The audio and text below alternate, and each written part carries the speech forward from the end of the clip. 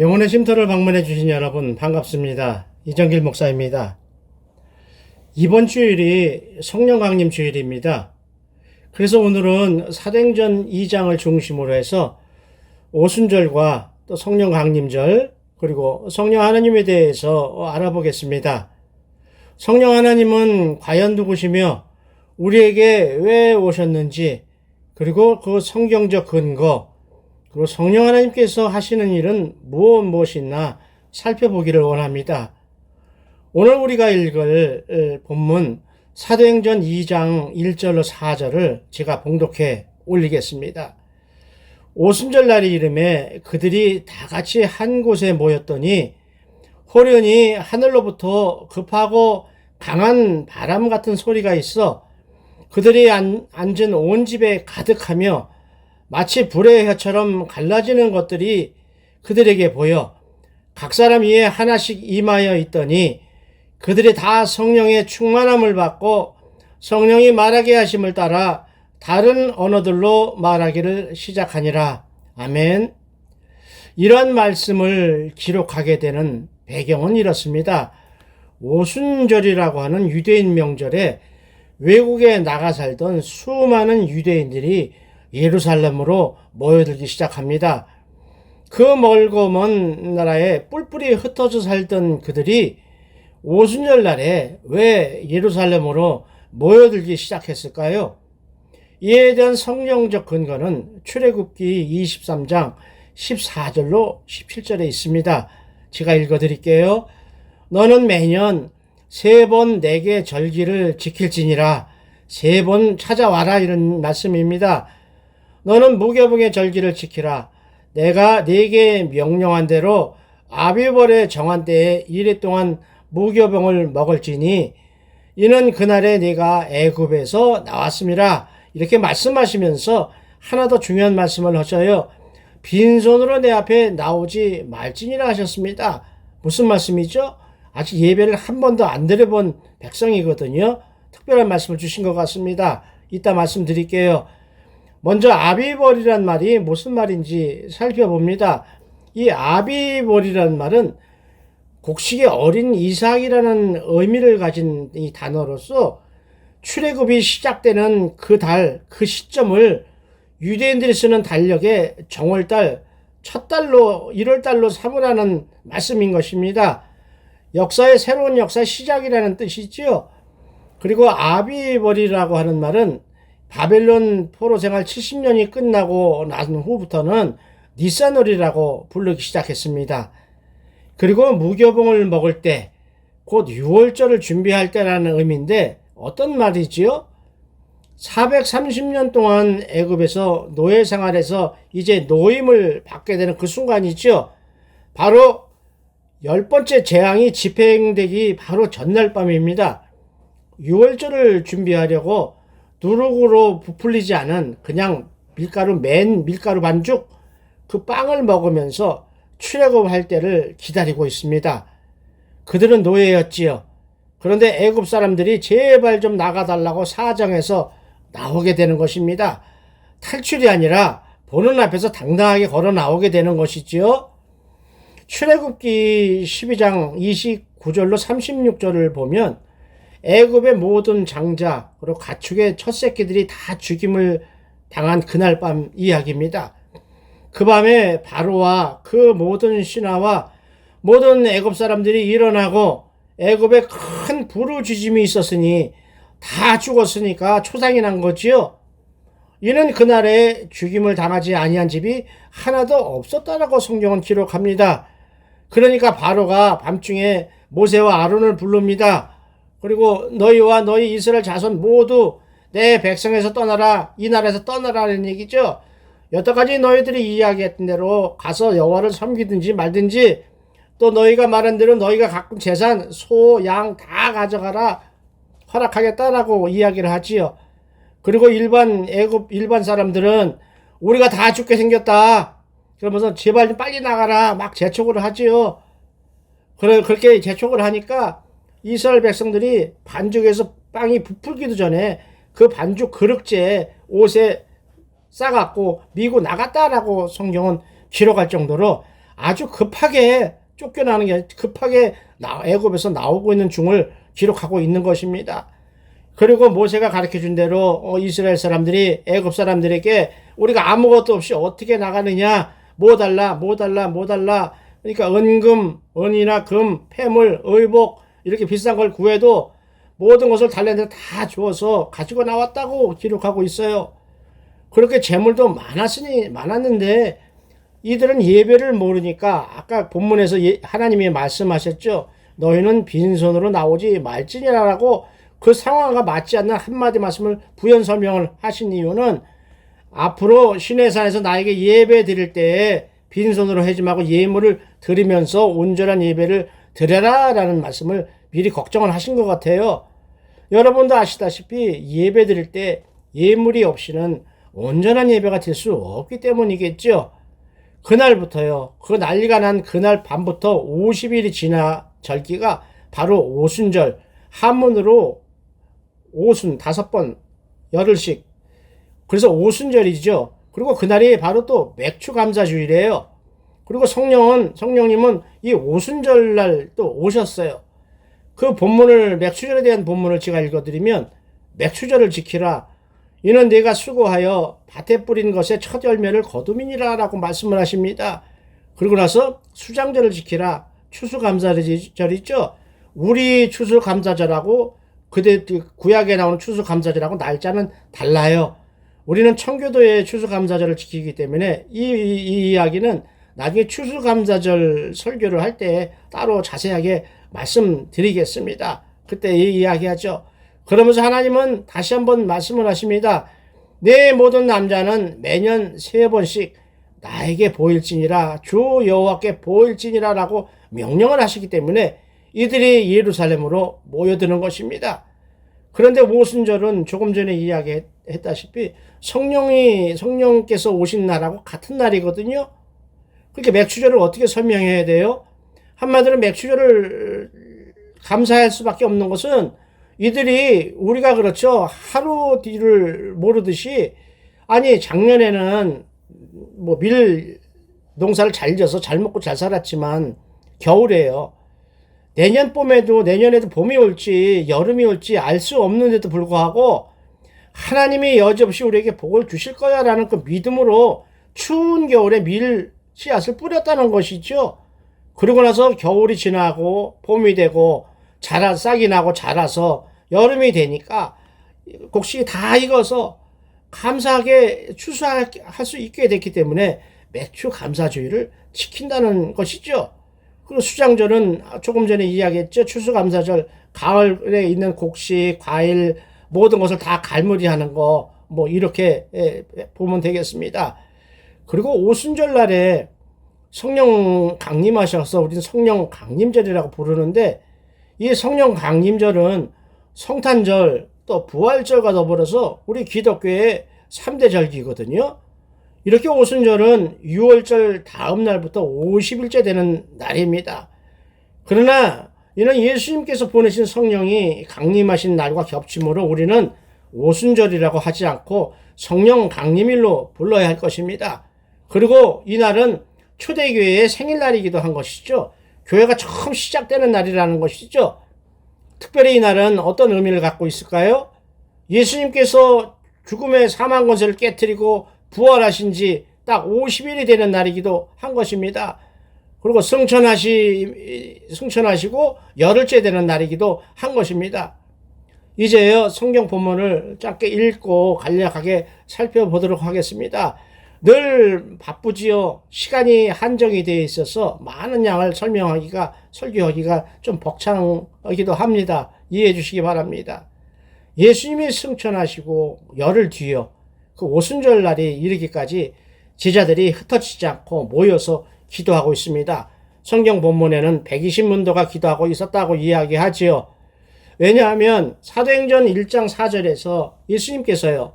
너희들 예루살렘을 떠나지 말고 아버지께서 약속하신 성령을 기다리라라고 말씀을 하셨기 때문이죠. 왜 예루살렘을 떠나지 말라고 하셨을까요? 두려움에 빠져있는 제자들이 흩어지지 말라는 얘기죠. 조금 더 기다리라는 얘기죠. 성령 하나님이 오시면 이겨낼 것이라는 말씀이에요. 그리고 드디어 오순절날이 되니까 하늘로부터 호련히 급하고 강한 바람 같은 소리와 불의 여처럼 갈라지는 것들이 각 사람의 위에 임하더니 다 성령의 충만함을 입었다라고 기록하고 있습니다. 성령의 충만함, 그 증거가 될 성령께서 말하게 하심을 따라서 그들이 다른 언어로 말하기를 시작했다고 했는데요. 어떤 신학자는 방언이라고 이야기하는 사람도 있지만 여기서 우리가 온당한 해석은 지금 여러분들이 쓰는 그 방언 기도 그런 방언이 아니라 당시 예루살렘에 모여있던 큰 나라에 흩어 살다가 모였던 사람들이 사용하고 있는 그 외국말, 그 나라 말로 제자들이요, 사도들이요, 복음을 선포했다는 것이죠. 예수님을 증거했다는 거예요. 다시 말하면 그 사람들이 알아들을 수 있는 말로 했다는 거예요. 이해가 안 되지요. 그게 성령의 역사예요. 그렇듯이 우리 아무것도 할 수 없을 것 같은 우리도요, 성령이 임하시고 성령의 권세를 주시면 우리가 선포하는, 우리가 복음을 증거하는 이 작은 몸뚱아리에서 나오는 이 목소리, 그게 울림에서 성령의 역사가 일어나서 그들의 심령 속에 꽂혀서 역사를 일으킬 줄로 믿습니다. 성경은 증거하고 있습니다. 큰 무리가 모여서 각각 자기 나라 말로 제자들이 말하는 걸 보고 소동했다고 했어요. 놀랐다는 말이죠. 생각을 해보세요. 일개 고기나 잡던 갈릴리 어부들이 예수님하고 3년 반 살긴 살았지만 그렇다고 외국말을 공부했다는 흔적은 없는데 복음을 외국말로 증거를 하다니 어떻게 된 거냐 이런 얘기죠. 그것도 한 가지 외국말이 아니라 각 나라만 그렇게 많은 말로 사도들이 다 복음을 증거했다는 것이죠. 성경을 보면 바데인, 메데인, 엘라민, 메소포타미아, 갑바도기아, 부르기아, 밤빌리아 이렇게 많이 나오는데 알기 쉽게 한마디로 이야기하면 아수르 제국에 살던 그 많은 나라들, 또 바벨론 제국에 바사 제국에 살던 조그만 여러 가지 많은 나라들, 그리고 애굽이란 나라, 리비아란 나라, 헬라 제국 안에 있던 많은 나라들, 심지어 로마 제국이 있는 곳까지 살던 모든 사람들이 다 알아듣는 외국어다, 외국말이라고 썼다는 얘기 있죠. 이것을 다시 한번 설명을 드리면요, 여러분들이 어떤 외국인들이 많이 있는 집회에 갔다고 생각을 해보십시다. 저들에게 예수님을 증거하고 싶은데 전도를 해야 되는데 내가 그들의 말을 몰라요. 우리는 모르죠. 우리 한국 분이 모르니까. 그래서 기도하기 시작합니다. 기도했는데 갑자기 외국 사람이 알아들을 수 있도록 복음을 선포한다고 생각하면 이해가 빠른 거예요. 여러분 영어 모르는 여러분들이 미국말로 예수를 증거하는 거예요. 일본말을 모르는 여러분이요, 일본말로 예수님을 증거하는 거죠. 중국말을 모르는 여러분이 중국 사람한테 중국말로 예수를 증거하는 거지요. 복음을 선포하는 거예요. 프랑스 말이나 독일 사람한테 독일 말로 하고, 아프리카에서 온 사람들한테는 아프리카 그 나라 말로 제 친구 동기생 우간다에 선교사로 나가신 분도 있고 캄보디아에 나가신 분도 있고 각처에 선교사로 나가는 우리 신대원 동기들도 있지만 그 나라 말로 예수를 증거하고 있다는 것이죠. 여러분들이 영어를 배웠어요? 중국어를 배웠어요? 아프리카 말을 안 배웠잖아요. 그런데 그 나라 말로 여러분들이 예수를 증거했다고 하는 것이 지금 이 사건이에요. 오순절 성령 강림절 이 사건이에요. 아마도 듣는 사람들은요, 자기네 말로 해주니까 감사하겠죠. 알아들을 수 있어서. 저 사람이 예수에 대해서 이야기하고 있네. 알아서 좋겠지요. 근데 그 사람들이 놀랄까요? 여러분들이 놀라겠죠. 내가 어떻게 저 말을 할 수 있을까? 그것을 우리가 방언이라고 이야기하는, 성경에서 말씀하시는 방언입니다. 이것이 성령 하나님의 역사하심입니다. 그래서 우리는 성령의 능력을 받고자 기도하는 것입니다. 그리고 성령 하나님의 인도하심 따라서 순종함으로 그 모든 것이 우리가 그 역사를 목도할 수 있을 것으로 믿으시기 바랍니다. 따라서 성경 말씀도요, 성령께서 인도하신 거거든요. 감동을 주신 거거든요. 따라서 성경을 읽으면 그것이 이해가 되고 알아들을 수 있도록 사람의 수준에 맞추어서 기록자에게 성령께서 감동을 주셨어요. 그 마음을 보면 디모데 후서 3장 16절이죠. 모든 성경은 하나님의 감동으로 된 것으로, 그렇죠. 성령의 감동으로 된 것이라는 얘기죠. 교훈과 책망과 바르게 함과 어려 교육하기에 유익하다. 사람의 학문이 아니라는 것이에요. 성령 하나님이 주신 하늘의 것이라는 이야기입니다. 왜 그렇게 기록했냐 하면 이는 하나님의 사람으로 온전하게 하여 하나님의 사람이 되게 한다는 얘기죠. 세운다는 얘기죠. 그래서 모든 선한 일, 하나님의 일을 행할 능력을 갖추게 하려 함이라라고 디모데후서 3장 16절은 증거하고 있는 것이지요. 따라서 하나님의 말씀은 살아있습니다. 활력이 있습니다. 어느 정도입니까? 좌우에 날선 아주 예리한 칼처럼 혼과 영과 관절과 골수를 찔러 쪼개기까지 한다고 했습니다. 예리하고 깊숙이 들어간다는 얘기죠. 또 인간의 마음과 생각까지도 판단하신다라고 히브리서 4장 11절에서 말씀하시는 것을 통해서 성령 하나님이 하시는 일을 기억하고 깨달았으면 좋겠습니다. 그렇다면 그런 일을 하시는 성령님은 누구신가? 시간이 허락하는 대로 간단하게 살펴봅니다. 본체는 하나요, 삼위로 계시는 삼일체 하나님 중에 한 분이십니다. 삼일체라는 그 신관, 신론은 기독교의 중심 진리입니다. 그러나 하나님께서 알게 하시는 만큼만 우리가 알 수 있는 것이지요. 그러므로 솔직하게 이야기해서 이 삼위일체의 깊은 신비를 이해할 수 있는 사람은 한 사람도 없어요. 하나님이 알게 하시는 만큼만 믿음으로 받을 수 있기 원합니다. 그것은 영적인 문제이기 때문이죠. 그리고 우리는 육신을 입었기 때문이죠. 그래서 두 가지 이유 때문에 우리가 그것을 영적인 것을 다 받아들이지 못하고 이해하지 못한다는 것을 두 가지로 설명을 하고 있습니다. 특히 육신을 가진 인간에게는 제한이 많다는 것이죠. 우리가 육신을 입고 영의 영역에 들어갈 수 없는 거랑 마찬가지죠. 쉽게 이야기하면 어느 정도 제한이 있냐면 너무 멀리 있는 것도 못 봐요. 너무 가까이 있는 것도 못 봐요. 듣는 것도 너무 큰 소리도 못 듣고요. 너무 작은 소리도 못 듣게 하셨어요. 감사한 일이죠. 다 들었으면요, 지구가 돌아가는 이 무서운 소리를 쥐가 터져서 다 죽었을 것입니다. 감사한 일입니다. 마찬가지로 인간이 갖고 있던 이성이라는 거, 생각하고 사고하고 이런 것들 연구하는 이성에도 한계가 있다는 것이죠. 산수, 수학이라는 학문을 보면 끝이 없다라는, 무한대라는 말이 나와요. 끝이 없다는 거예요. 말도 안 되죠. 끝이 없다. 근데 그걸 인간이 설명을 못 한다는 거죠. 설명하실 수 있으세요? 한번 생각을 해보셔요. 끝이 없다라는 말은 끝이 없다라는 얘기거든요. 여기서 여기까지라고 하고 그 바깥에 아무것도 없어야 되는데 설명을 못 한다는 거예요. 이쪽에서 저쪽까지 끝이라고 하면 그 밖에 또 뭐가 있다는 것이죠. 그 밖에 가면 또 뭐가 있어요? 또 있잖아요. 이것처럼 우리는 끝이 없다라는 이 단순한 단어, 문장 하나를 설명할 수도 없고 이해할 수도 없는 한계, 육신의 한계에 갇힌 사람이라는 것을 알았으면 좋겠습니다. 따라서 하나님 주신 감동을, 하나님이 우리에게 주시는 메시지를 우리가 인간의 언어, 사람들이 말하는 거나 사람들이 생각하는 이 지식으로는 설명을 못 한다는 거예요. 전할 수 없다는 거예요. 그렇게 연약한 우리라는 것을 인정하고 그래서 기도하는 것입니다. 성령 하나님 도와주옵소서라고 기도하는 것이 그 기도의 그 이유인 줄로 믿으시기 바랍니다. 또 하나는요, 우리가 친구를 잘한다, 뭐 친구라고 이야기할 것도 없어요. 우리 가족으로 이야기해도 그 가족 마음을 알 수 없다는 것이죠. 아침 저녁으로 변하는 자기도 모르는 것이 인간이거든요. 그래서 옛말에요, 10길 물속은 알아도 한 길 사람 속은 모른다라고 속담이 있었어요. 특별히 사람은 더 모르지요.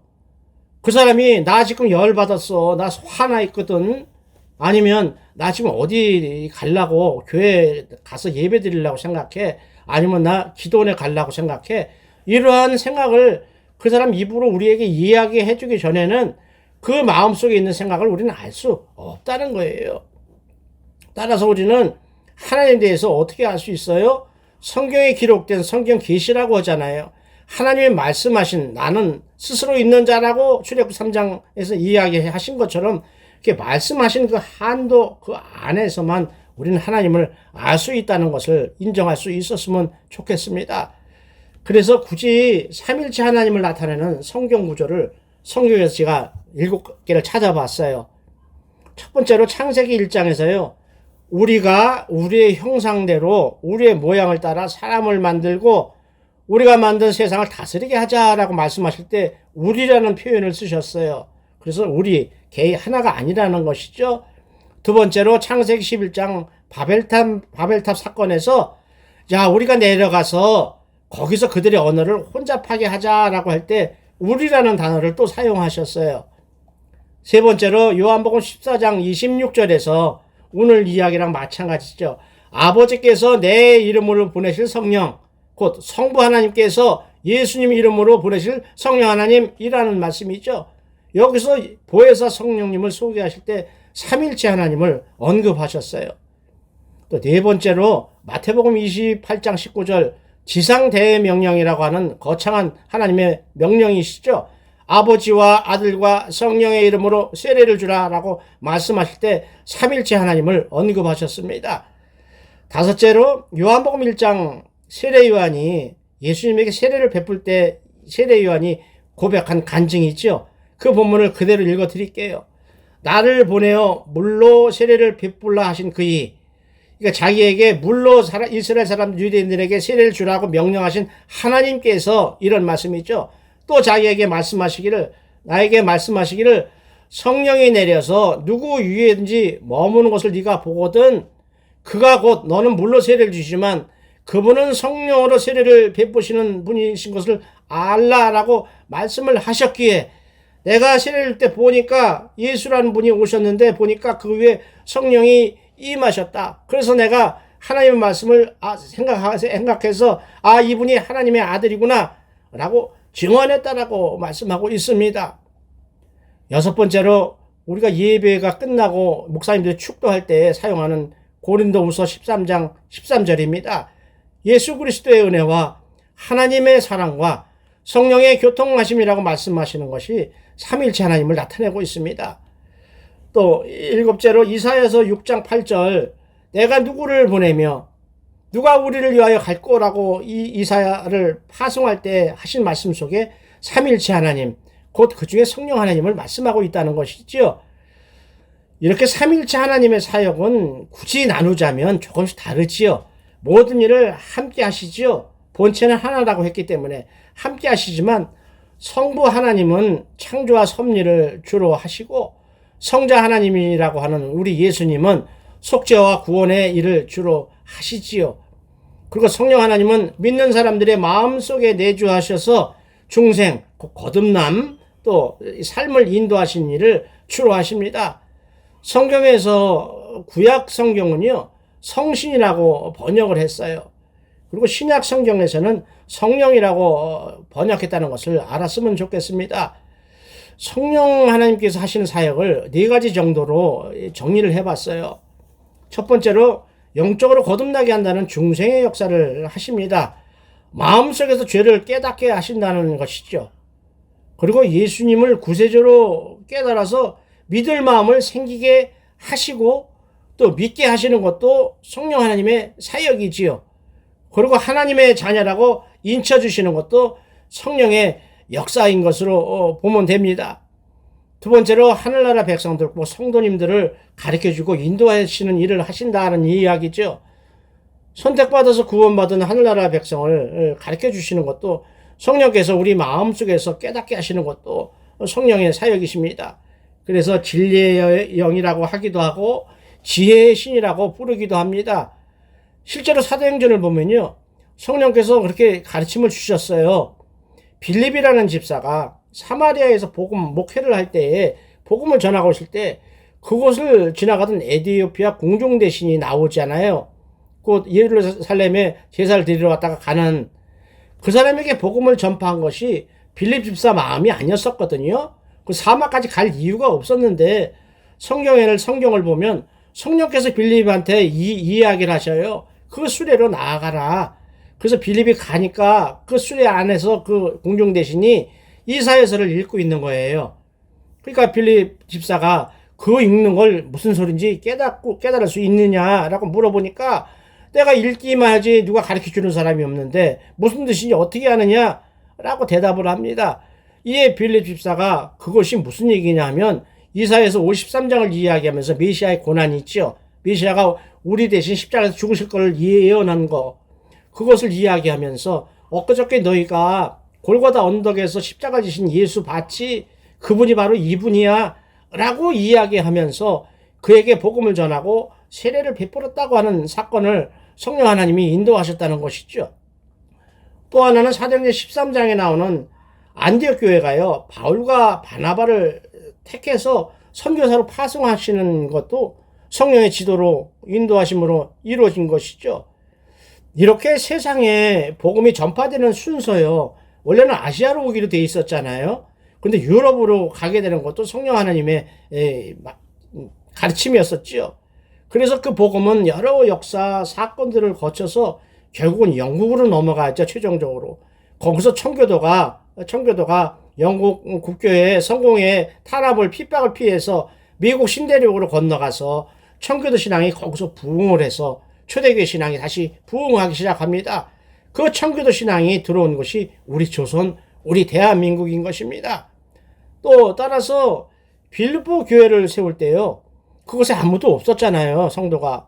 사도 바울이 신라하고 둘이서 단둘이 갔는데 하나님이 이미 예배하셨어요. 그곳에 교회를 세우기로 작정하셨다는 얘기죠. 거기서 준비된 동역자 루디아를 만나게 하셔서 루디아의 집에 빌립보 교회를 세우게 하시는 것, 그 인도하시는 것이 성령 하나님의 역사라는 것을 우리가 깨달았으면 좋겠습니다. 셋째로 교회 생활에서 가르치고 지도하는 능력을 주신다, 이런 말씀이에요. 우리가 지도하고 교회 생활할 때에 하나님의 뜻을 올바로 깨닫게 하시는 것이 성령의 역사라고 말씀하십니다.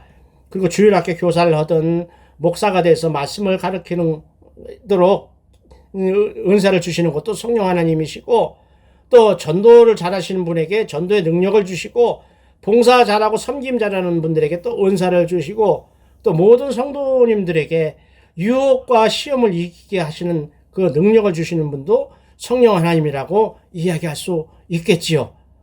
그러므로 베드로가 오순절 날에 일개 어부에 지나지 않았던 예수님이 십자가 질 때에 예수님을 부인하고 도망갔던 그 나약한 베드로가 오순절 성령 강림에 그 성령의 강림 충만함을 믿고 나니까 어떻게 바뀝니까? 도망가지 않지요. 오히려 자기를 죽이려고 할 수도 있었던 그 유대인들 앞에서 담대하게 예수를 증거합니다. 그래서 3,000명이 하루에 회개하고 돌아오는 역사를 일으키는 것이죠. 베드로의 능력일까요? 성령 하나님이 역사하신 것이죠. 그 성령 하나님의 역사하심 주시는 능력을 우리는 받을 수 있도록 기도해야 할 것입니다. 또한 성령의 충만함을 받은 그들은 자기 재산이 있든 없든 그것을 더 가난한 자들에게 나눠주는 사랑을 실천하기 시작합니다. 그것이 성령 하나님의 역사입니다. 돈이 있다고 하나님께 선교헌금 드리는 것이 아니지 않습니까? 이렇게 성령 하나님의 역사가 우리 심령 속에 역사하실 때 우리는 하나님의 뜻에 순종할 수 있다는 것을 깨달았으면 좋겠습니다. 따라서 성령의 역사하심이 있을 때 우리 안에서 솟아나는 시험, 또 밖에서 쳐들어오는 모든 유혹을 이길 수가 있는 것이지요. 그래서 성경은 말씀하시기를 예수님이 이야기하셨죠. 내가 아버지께 구하겠으니 그가 또 다른 보혜사를 너희에게 주사 영원토록 너희와 함께 있게 하리니 그는 진리의 영이라 라고 말씀하십니다. 그러면서 세상은 능히 그를 받지 못한다라고 말씀하셔요. 이는 그를 보지도 못하고 알지도 못하기 때문에 성령을 받아들이지 않을 것이다 라고 말씀을 하시죠. 그러나 너희는 그를 안다고 말씀하셔요. 우리들은 성령을 안다라고 말씀하십니다. 우리가 어떻게 알지요? 성령 하나님이 그는 너희와 함께 거하시며 너희 속에 계시겠습니다 라고 예수님께서 약속을 하셨어요. 성령께서 우리 속에 내주 들어오셔서 내주하시기 때문에 우리가 성령을 안다라고 그렇게 감사한 말씀을 주셨습니다. 그리고 성령 하나님을 예수님께서는 보혜사, 너희를 돕는 분이다 라는 보혜사라고 설명을 하셨습니다. 마지막으로 성령님은 우리 신앙생활에서 아름다운 열매를 맺게 하시죠. 갈라디아서 5장의 9가지 성령의 열매처럼 우리 열매를 맺게 하신다는 것이죠. 우리가 하는 말, 또 우리가 생각하는 거, 또 행동으로 옮기는 거, 또 변화되는 성품, 성화되는 그런 걸 통해서 성령이 기뻐하시는 열매를 맺게 하신다는 것이죠. 뭐지요? 사랑, 기쁨, 화평, 인내, 자비와 양선, 충성과 온유, 절제 같은 귀한 열매를 우리 삶 속에서 맺게 해주신다는 것입니다. 성령을 알기 위해서 성경에서 성령을 어떻게 표현했나를 몇 가지만 살펴보려고 해요. 첫 번째로 바람으로 표현했습니다. 바람은 소리가 들리지 않거나 형상이 보이지 않지만 움직이는 파워가 있고 우리가 알 수가 있지요. 이것처럼 신비하게 움직이면서 위대한 능력을 가진 것을 성령이라고 표현하기 위해서 바람이라고 표현했습니다. 또 하나는 성령을 기름으로 표현한 일이 있습니다. 옛날 약이 없을 때, 의약품이 없을 때는 상처가 나면 감람나무 기름을 발랐다고 해요. 약으로 사용했다 그랬죠. 이처럼 우리 인간 속에, 마음 속에 입었던 상처, 또 괴로움, 근심, 걱정, 이것을 위로해주고 치료해주실 분이 성령 하나님이라는 의미로 성령을 기름으로 표현한 일이 있습니다. 또한 또 거룩하게 성별할 때도 기름 부은다는 의미가 이렇게 사용하는 것이죠. 어떨 때는 불로 표현하거나 불의 모습으로 나타나신다고 이야기하기도 합니다. 오늘 오순절 때 불의 혀처럼 갈라지는 그런 표현할 때도 성령 하나님의 역사를 이야기하지요. 또 물은 생명을 의미합니다. 그래서 성령을 물로 표현할 때도 있었고요. 또 비둘기로 표현할 때도 있었습니다. 그리고 중요한 것은 우리 몸물이요, 성령 하나님이 거하실 전이라고, 성령의 전이라고 했습니다. 로마서 8장 26절은 성령도 우리의 연약함을 도우시나니 우리는 마땅히 기도할 바를 알지 못하나 오직 성령이 말할 수 없는 탄식으로 우리를 위하여 친히 간구하신다라고 하셨습니다. 그러므로 부족하나마 제가 드리는 하나님의 말씀이나 또 드보라 목사님이 시편을 가지고 시편 이야기 설교를 하실 때 그 모두가 성령님께서 감동을 허락하셔서 가능한 일이지요. 그래서 말씀을 통해서 많은 영혼들이 회복되고 소생하는 역사가 일어나도록 기도하고 있습니다. 많은 우리 목사님들이 기도하고 있습니다. 힘을 내시기 바랍니다. 혹시라도 여러분 너무 먼 길까지 나갔다 하더라도 주님의 은혜 안으로 돌아올 수 있기를 원합니다. 제가 좋아하는 복음성가 중에 특별히 윤인선 선교사라는 분이 가장 힘들 때 고백했던 발걸음은 언제나라는 복음성가가 있어요. 우리의 연약함을 고백하는 말인데요. 제가 1절만 불러드릴게 한번 들어보셔요.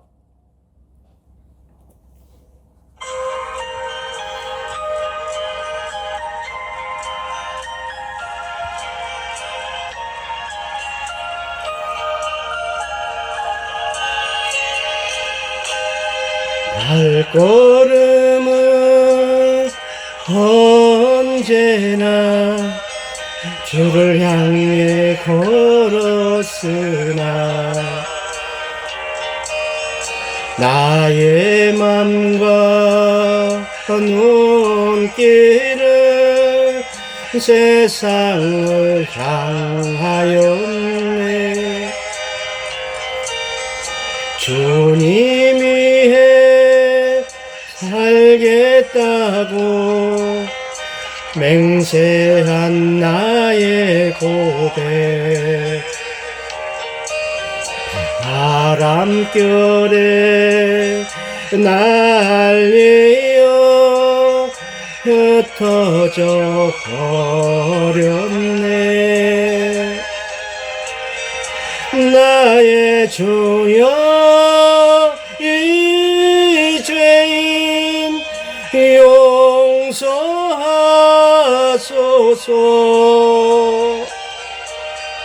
이제는 그 사랑 전하리라 이 세상